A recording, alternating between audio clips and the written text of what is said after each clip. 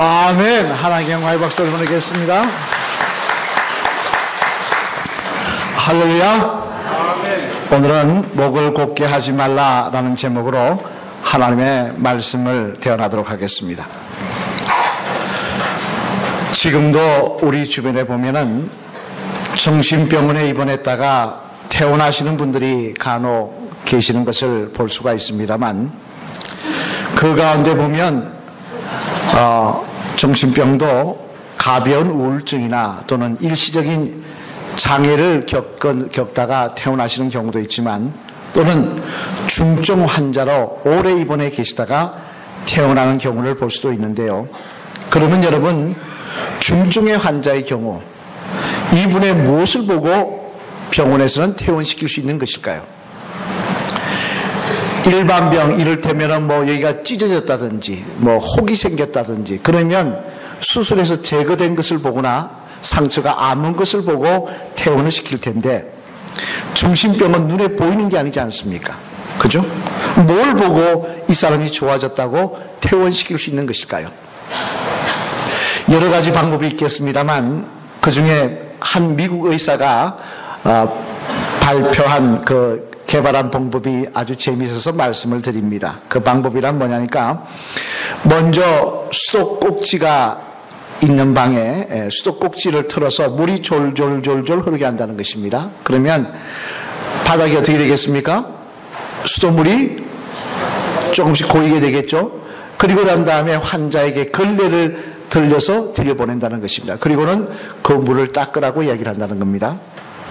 그러면 치료가 된 사람하고 치료가 안 된 사람하고 특징이 나타나는데요. 치료가 된 사람은 어떻게 하느냐? 먼저 안 된 사람부터 이야기하면은, 안 된 사람은 그 걸레를 가지고 밑에 바닥에 물을 열심히 닦는다는 것입니다. 여러분, 물을 열심히 닦으면 물이 계속 멈춥니까? 안 됩니까? 수도꼭지가 열려 있는데 계속 물은 고이는 거면 계속 닦고만 있는 거예요. 그런데 치료가 된 사람은 어떻게 해요? 들어가서 닦으라 그러면 먼저 수도꼭지를 잠그고 물을 닦는다는 것입니다.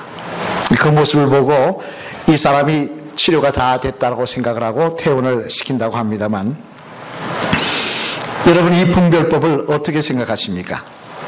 결국 이는 현상이 중요한 것이 아니라 그 원인을 살펴볼 수 있는 눈이 있어야 된다. 무엇이든지 현상이 아니라 원인을 살펴보는 눈이 있어야 그 사람이 건강한 사람이다 라는 이야기입니다만, 오늘 본문의 말씀에도 보면 모세는 이스라엘 백성들에게 이제 40년 광야 생활을 마감하고 가나안 땅에 들어가는 입구에서 이런 말씀을 하시는 것을 볼 수가 있습니다. 우리 함께 오늘 보면 16절 말씀 앞을 보시면서 같이 한번 읽어보실까요? 시작!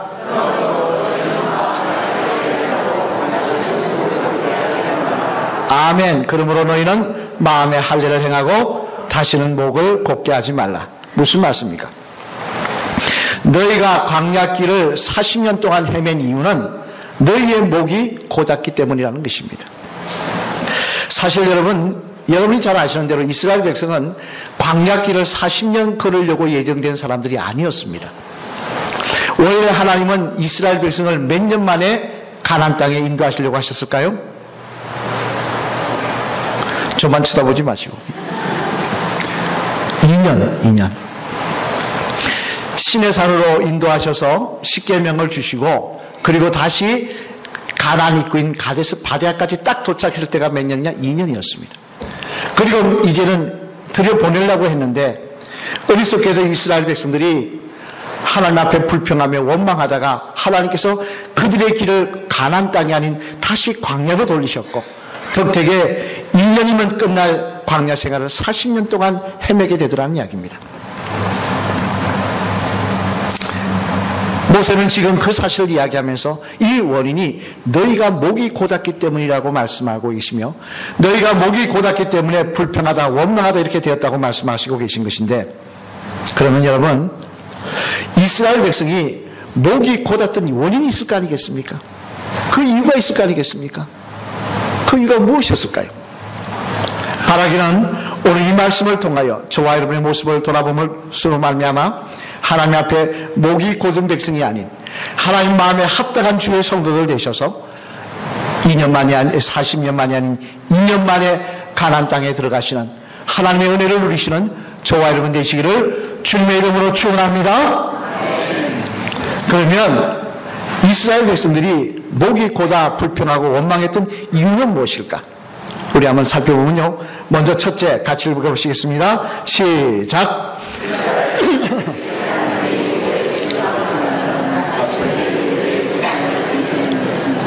오늘 아침밥 안 드시고 오셨나요? 왜 이렇게 힘이 없어요? 같이 힘있게 시작.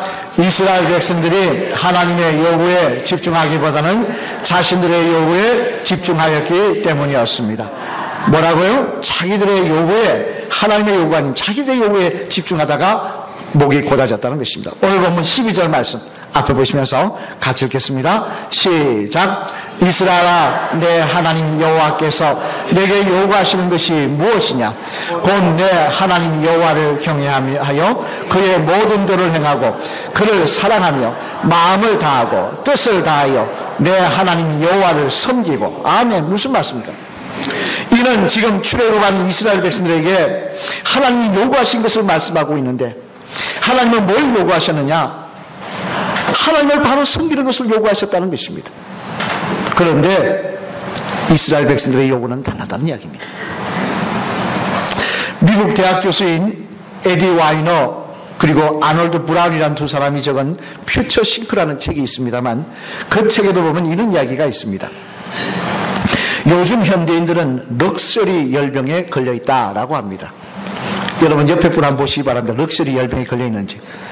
럭셔리 열병이 뭐냐? 사치병이라는 겁니다. 이 병의 정상은 비교와 불평과 원망이라고 하는 겁니다. 과거 어렵게 살 때는 밥 한 그릇만 있어도 감사했습니다. 내가 발 뻗고 잘 집만 있어도 감사했습니다. 그런데 요즘은 과거보다 더 잘 살게 되었는데도 불구하고 사람들은 어떻게 되느냐? 더 좋은 것, 더 나은 것만 찾고 바라보며 비교하고 불평만 한다는 것입니다.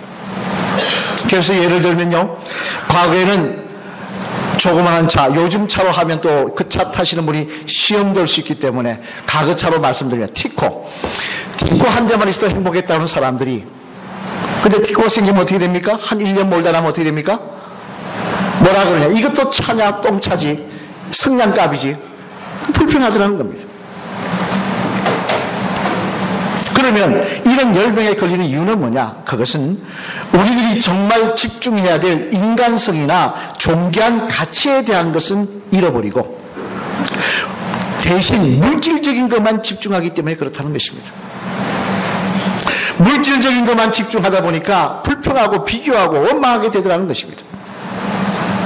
결국 집중해야 될 것을 잃어버리고 나니까 다른 것에 집중하여서 소중과 쓴 것을 잃어버리고 원망하는 인생이 되더라는 말씀입니다만, 이는 오늘 본문에 나오는 이스라엘 백성도 마찬가지였습니다.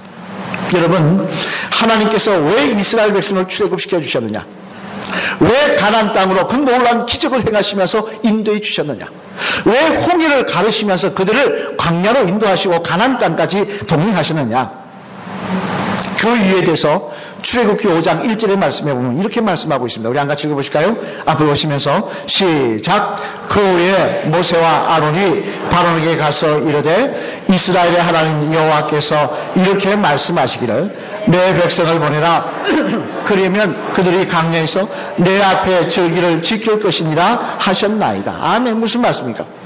하나님께서 이스라엘 백성을 출애굽시키는 원인을 분명하게 말씀하십니다. 그 원인이 뭐라고 말씀하고 있는 것입니까? 너희는 가서 나를 섬기는 백성이 되라는 것입니다. 애굽 땅에 있으면 너희는 나를 섬기는 백성이 될 수 없으니까, 이 우상의 땅에서는 나를 섬기는 백성이 될 수 없으니까 이 애굽을 탈출하여 나가서 하나님을 온전히 섬기는 그런 백성이 되라고 하나님께서는 이들을 출애굽을 시키시고 가나안 땅으로 인도하여 주신 것이라는 말씀입니다. 그런데 막상 이스라엘 백성들은 하나님의 이러한 요구에도 불구하고 그들은 어디에 집중하는 모습을 보여줬습니까? 우리 한번 같이 읽어보실까요? 민수기 11장 5절로 6절 말씀 앞을 보시겠습니다. 같이 읽겠습니다. 시작. 우리가 애굽에 있을 때에는 값없이 생선과 워와 수박과 부추와 파와 마늘들을 먹을 것이 생각나거늘 이제는 우리 정력이 쇠약하되 이 만나 외에는 보이는 것이 아무것도 없도다 하니. 아멘. 무슨 말씀입니까? 이들이 집중한 것은 뭐냐? 하나님을 바로 섬기며 하나님께 영광 돌리는 일이 아니라 그들이 집중한 것은 자신들이 고생 안 하고 잘 먹고 잘 사는 일이었다는 것입니다. 그러다 보니 광야에서 뭘 찾고 있습니까? 수박을 찾고 있어요. 광야에서 야채를 찾고 있어요. 여러분, 광야에서 수박이 납니까? 광야에서 야채가 납니까? 심지어 그런 걸 안 먹어서 자기들의 정력이 약해졌다고 불평하고 있더라는 것입니다. 이는 우리도 마찬가지입니다. 왜 하나님께서 우리의 자녀로, 하나님의 자녀로 인정해 주신데 왜 우리가 불평하고 원망합니까? 하나님 우리에게 집중하라는 것 집중 안 하기 때문에 그렇다는 것입니다. 고린도서 1장 16절에 보면요, 사도 바울은 분명히 우리들에게 말씀하십니다. 우리의 삶의 목적에 대해서 같이 한번 읽어보실까요? 같이 읽겠습니다. 시작. 만물 그에게서 창조되되 하늘과 땅에서 보이는 것들과 보이지 않는 것들과 혹은 왕권들이나 주권들이나 통치자들이나 권세들이나 만물이 다 그로 말미암아 그를 위하여 창조되었고. 아멘. 무슨 말씀입니까? 우리를 왜 창조하셨냐? 하나님을 위하여 창조하셨다는 것입니다. 나를 위하여 창조한 게 아니라는 것입니다. 주체가 하나님이시라는 거예요. 하나님께 영광 돌리려고 창조하셨다는 거예요.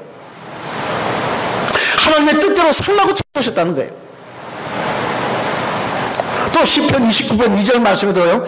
다윗도 우리의 삶의 목적에 대해서 분명히 말씀하십니다. 우리 한 같이 읽어보실까요? 시작. 여호와의 이름에 합당한 염려강을 돌리며 거룩한 옷을 입고 여호와께 경배할지어다. 아멘. 무슨 말씀입니까? 너희의 삶의 목적은 하나님께 경배드리는 것이라는 것입니다. 근데 우리는 어떡합니까? 어리석은 이스라엘 백성이라고 우리가 말을 하면서도 똑같이 우리들도 하나님이 요구하시는 것에 집중하지 않고 뭐에 집중하느냐? 내 요구에 집중합니다. 내 바람에 집중합니다. 내 육신의 소망에 집중합니다. 그러다 보니 이걸 안 해줘서 저것 안 해줘서 이렇게 해줘서 저렇게 해서 불평하고 원망합니다. 그러나 여러분, 이스라엘 백성이 그렇게 살다가 2년 만에 들어갈 가나안 땅을 40년 만에 들어갔다는 사실을, 심지어 출애굽 1세대는 가나안 강야에서 다 죽임당했다는 사실을 알아야 될 것입니다. 하나님이 우리를 택하신 이유는요, 잘 먹고 잘 사는 데 있는 것이 아닙니다. 내 인생 평안하게 살고 형통하게 살고 그게 아닙니다.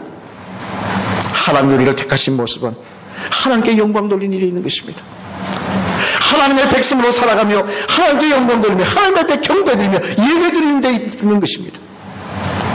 우리가 그런 성도가 될 때, 그곳에 집중하며 살아갈 때 하나님은 우리의 그러한 모습을 기뻐하시고 나의 의를 구하라 그러면 나머지 것을 더하여 주시겠다고 말씀하여 주셨는데, 하나님의 의를 바라보며 소망하는 자에게 나머지 것도 하나님께서 자동적으로 채워주시는 역사를 허락하여 주실 줄로 믿습니다. 바라기는 정말 우리가 집중해야 될 곳에 집중할 수 있는 그런 주의 성도들 되시기를. 그래서 어리석게 강야기를 40년 동안 헤매는 어리석은 인생 되지 마시기를 주님의 이름으로 간절히 축원을 드립니다. 또 하나, 둘째로 이들이 목이 곧아서 하나님 앞에 불평하고 원망했던 이유는 뭐냐? 같이 한번 읽어보실까요? 시작. 이들은 또한 하나님의 요구하심에 대해 무거운 짐으로 느꼈기 때문입니다. 목이 곧아서 불평해 원망한 이유가 뭐냐? 하나님의 요구하심에 대해 요구하심을 무거운 짐으로 넣겠다는 거예요. 오늘 보면 13절 말씀 우리 앞에 보시면서 같이 읽겠습니다. 시작. 내가 오늘 내 행복을 위하여 내게 명하는 여호와의 명령과 규례를 지킬 것이 아니냐. 아멘. 하나님께서 이스라엘 백성에게 나에게 집중하며 내 명령에 순종하라고 말씀하시면서 재미난 말씀을 하십니다. 뭐라고 이야기합니까? 내 행복을 위하여. 이 내라는 게 우리의 행복입니까? 하나님의 행복입니까? 어려운 질문 하나요? 누구의 행복입니까? 우리의 행복입니다. 우리의 행복. 우리의 행복을 위해서 이 명령을 지키라고 하셨는데 하나님은 그 명령을 우리 이스라엘 백성은 그걸 행복의 조건으로 생각하지 않고 짐으로 여겼다는 것입니다. 친구 목사님에게 들은 이야기입니다만 과거에 청년부를 지도하는 교육 목사로 있을 때 하루는 청년부들과 함께 봉고차를 타고 이 수련회를 떠나게 됐는데 우리 청년부도 지난 목금토 갔다 왔죠. 가는데 한 청년이 아주 맹랑한 질문을 하더라는 겁니다. 교회 와도 이제 담배 냄새를 좀 풍기고 하는 그런 청년인데 믿음 없는 청년인데 뭔가 빼딱한 사람들 있지 않습니까? 뭐라고 이야기하냐면 목사님께 수련을 따라오면서 뭐라고 이제 이야기를 하냐면 목사님 저는 십계명을 아주 싫어합니다. 그러더라는 겁니다. 왜냐하면 하지 말라 하는데 저는 하지 말라는 거 참 싫습니다. 저는 자유가 좋습니다. 그러더라는 겁니다. 이 친구한테 뭘 이야기해 줘야 될까 고민을 하다가 마침 차가 이 사거리에서 딱 멈춰가지고 빨간불이 빨리 파란불이 되는데 오래 빨간불이 돼 있는 거예요. 그래서 있길래 그런 이야기를 했다는 겁니다. 만약에 저 신호등이 없으면 좋지 않겠어? 우리 빨리 갈 수 있는데? 그랬더니 이 청년이 그러다는 겁니다. 아니요, 그럼 사고 나죠. 그러더라는 겁니다. 여러분, 신호등이 없으면 어떻게 됩니까? 서로 빨리 가다가 사고 나지 않습니까? 그죠? 그러니까 사고 나죠. 그러더라고요. 그래서 잘 됐다 싶어서 대답했답니다. 마찬가지야. 신호등을 지키는 것이 귀찮아 보일지 모르지만 그래도 저걸 지켜야 사고 나지 않는 거야. 하나님의 말씀을 지키는 것이 무거운 짐처럼 보이고 싫어 보일지 몰라도 그래도 그걸 지켜야 우리가 안전하고 평안할 수 있는 거야. 맞는 이야기 아닙니까? 여러분 당장 출애굽기 20장 8절 말씀만 해도 그렇습니다. 우리 한번 같이 읽어보실까요? 앞을 보시면서 시작. 안식일을 기억하여 거룩하게 지키라. 아멘. 무슨 말씀입니까? 이 말씀은 하나님께서 우리에게 안식일을 거룩하게 꼭 지키라는 이야기입니다. 과거에는 유대는 토요일, 유대교는 토요일이지만 오늘날 우리 주일입니다. 주일날 꼭 나와서 예배를 드리라는 이야기예요. 그러면 우리는 생각합니다. 아니 꼭 주일날마다 교회 갈 필요가 있어? 힘든데. 휴일날 모처럼 휴일인데 가족들 데리고 놀러도 가고 아니면 오늘 너무 힘드니까 집에서 좀 신나게 잠이나 자고 그러면 좋을 텐데 왜 매주 교회 가야 돼? 아이 하나님 괜히 이런 명령하셔가지고 우리를 족쇄 채워놓으셔. 하지만 여러분 만약에 우리가 그런 생각을 가지고 주일을 매주 안 지키면 어떻게 되는 줄 아십니까? 심리학자들의 말에 따르면요 한 주, 두 주 빠지는 것까지는 양심의 끓임을 가는데 핑계거리를 들고 뭐 이렇게 만든데 그런데 4주가 넘으면 교회 오기 싫답니다. 아예 교회 나가기 싫다는 거예요. 양심의 가책마저 다 사라진다는 거예요. 그러다가 교회 안 나오다가 결국 하나님하고는 거리가 멀어질 것이고 그럼 어떻게 됩니까? 마귀 자녀 되는 거 아니겠습니까? 그러다가 하나님하고 상관없이 지옥 가는 생기지 않다는 거 아니겠습니까? 따라서 그 주의를 거룩하게 지키라는 말씀은 우리에게 족쇄가 아니라 하나님의 백성으로 우리를 끝까지 천국의 백성으로 만드시기 위한 하나님의 은혜인 것입니다. 이건 또한 마태복음 22장 39절 말씀도 마찬가지입니다. 한번 같이 읽어보실까요? 앞에 보시겠습니다. 시작. 둘째 그와 같으니 내 이웃을 내 몸과 같이 사랑하라 하셨으니. 아멘. 무슨 말씀입니까? 주님께서 말씀하십니다. 내 이웃을 내 몸같이 사랑하라. 명령입니다. 꼭 사랑해라는 이야기입니다. 그럼 우리는 이야기합니다. 아 목사님 사랑하는 것도 사랑할만 할만해야 사랑하지 저런 인간을 왜 사랑해야 됩니까? 그러면서 교인들끼리도 악수하면서 어떻게 합니까? 겉으로는 사랑합니다 하면 속으로는 귀신은 못 먹고 사나 그러면서 이렇게 악수합니다.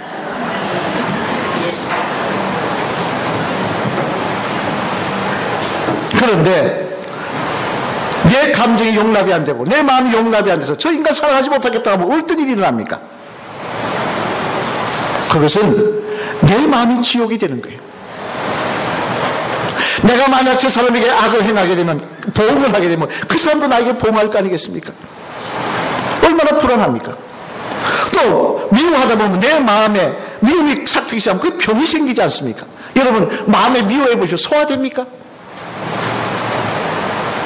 따라서 내 이웃을 내 몸같이 사랑하라는 말씀은요 우리에게 무거운 굴레가 아니라 왜 그렇게 하라고 명령하시냐고 불평할 것이 아니라 이건 하나님께서 우리를 행복하게 만들고 건강하게 만들고 하나님의 축복의 사람으로 만들려고 하는 하나님의 은혜인 것입니다. 계속해서 마태복음 11장 28절 29절 말씀해 보면요, 주님은 우리들에게 이렇게 말씀하고 계신 것입니다. 우리 한번 같이 읽어보실까요? 앞으로 보시면서 시작. 수고하고 무거운 짐진 자들아 다 내게로 오라. 내가 너희를 쉬게 하리라. 나는 마음이 온유하고 겸손하니 나의 멍에를 메고 내게 배우라. 그러면 너희 마음이 쉼을 얻으리니. 아멘. 무슨 말씀입니까? 쉼을 얻어야 되는지 얻을 거라고 말씀하시면서 뭐라 하느냐, 나의 멍에를 매라는 것입니다. 멍에가 뭡니까? 멍에 이끄는 큰 나무 통 아닙니까? 왜 이 규례를, 명령을 따라야 되냐? 그래야 행복할 수 있고, 그래야 영원한 생명을 가질 수 있고, 그래야 하나님의 사람이 될 수 있기 때문에 그런 것입니다. 그래야 평안을 누릴 수 있기 때문에 그런 것입니다. 따라서 여러분, 하나님이 하시는 명령은, 우리에게 이렇게 하라고 명령하신 것은 짐이 아닙니다. 그것은 우리를 행복하게 만드시려고, 우리를 끝까지 천국의 백성으로 만드시려는 하나님의 은혜인 것입니다. 그런데도 이스라엘 백성은 그걸 짐으로 여겼다는 거예요. 무거운 짐으로 여기고, 왜 이렇게 하십니까? 왜 저렇게 하십니까? 불평했다는 것입니다.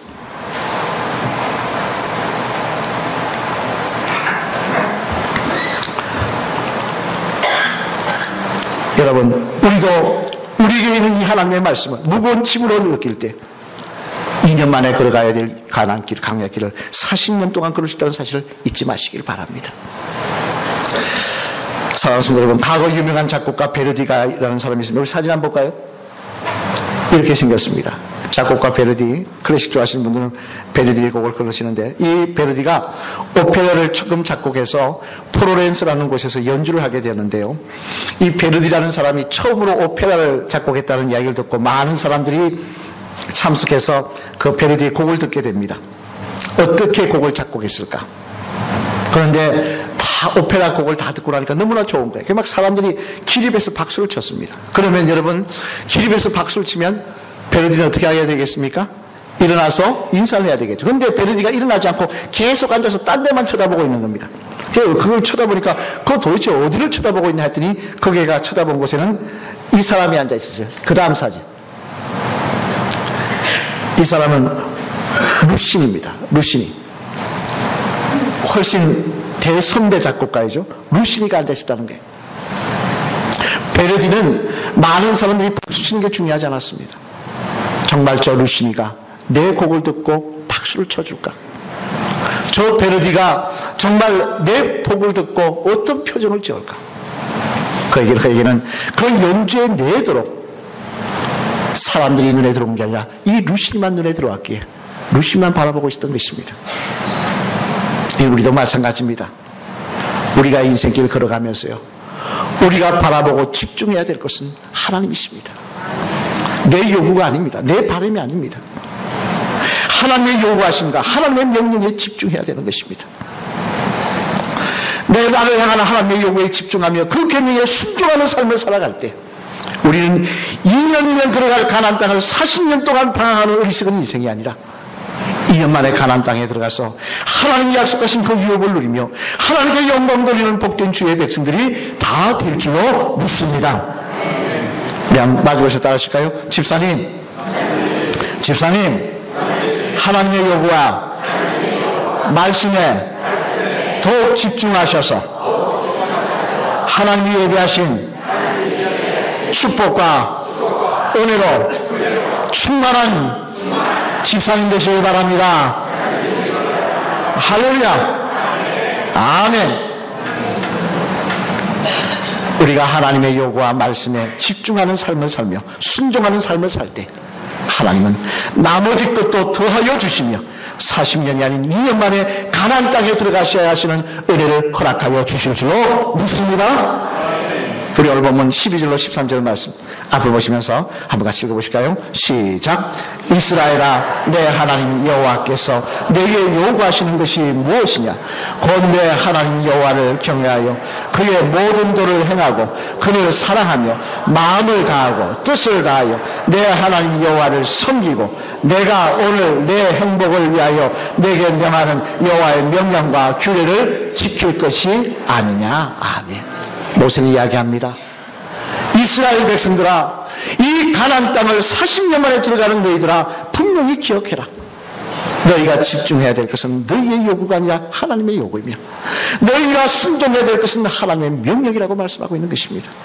그리할 때 너희의 삶이 행복할 수 있으며 너희가 이 가나안 땅에서 하나님이 주시는 평강을 누리며 승리하는 삶을 살 수가 있다는 것입니다. 여러분은 무엇에 집중하며 사십니까? 럭스리병에 걸려서 불평하며 원망하며 어리석은 이스라엘 백성들처럼 광야길을 40년 방황했던 그 이스라엘 백성들처럼 오늘도 내 요구에 집중하며 불평하며 원망하며 살고 계시지 않으십니까? 하나님이 나에게 요구하시는 것, 하나님의 말씀에 얼마나 귀 기울이며 그게 내 눈길을 맞추고 계십니까? 우리가 거기에 눈길을 맞추고 살아갈 때 우리 인생은 하나님이 기억하시고 도우시며 함께 하시는 복된 주의 백성의 삶이 될 줄로 믿습니다. 그런 저와 여러분 되시기를, 그런 복된 삶이 되시기를 주님의 이름으로 간절히 축원을 드립니다. 우리 찬양하시겠습니다.